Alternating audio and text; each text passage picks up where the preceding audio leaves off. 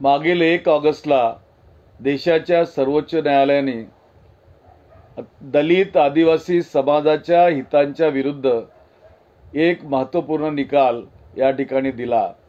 ज्या निकालाने संपूर्ण दलित समाज आणि आदिवासी समाज ढवळून निघालेला आहे।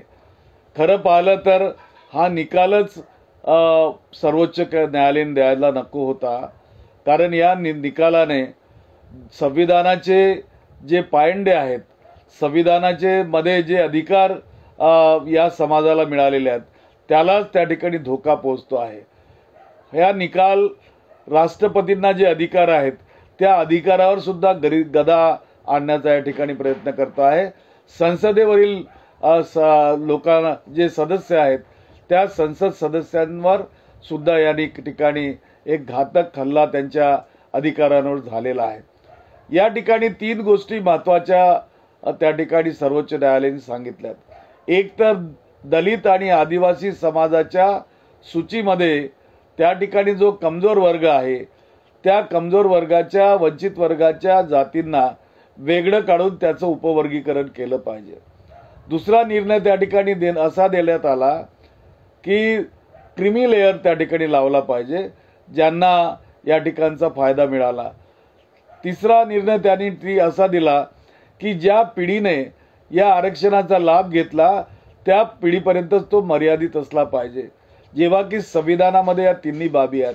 आणि चौथा निर्णय त्यांनी जो दिला की राज्य सरकारला त्यांनी अधिकार दिला, ज्यामुळे राज्य सरकार या निर्णयाचा उपयोग आपल्या राजकारणासाठी देशामध्ये ते करतील।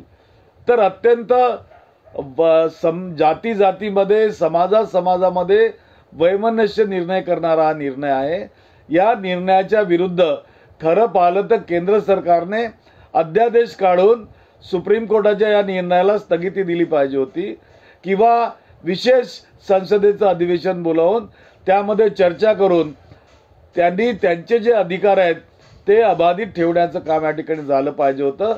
परंतु मला असं दिसतं की भारतीय जनता पक्षाला आणि राष्ट्रीय स्वयंसेवक संघाला जे हवं होतं ते यातनं मिळालं, कारण त्यांची ती सुप्त इच्छा होती।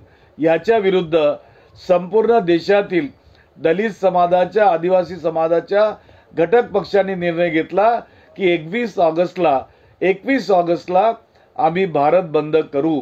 माझी आपल्या माध्यमातून संपूर्ण देशातल्या राज्यातल्या दलित जनतेला आदिवासी जनतेला आव्हान आहे की त्यांनी या स्वतःच्या अस्तित्वासाठी या निर्णयाच्या विरुद्ध या बंदमध्ये सामील व्हावं आणि संघर्ष करावा आणि आपलं भवितव्य ठरवण्यासाठी पुढे यावं ही विनंती करतो आणि थांबतो।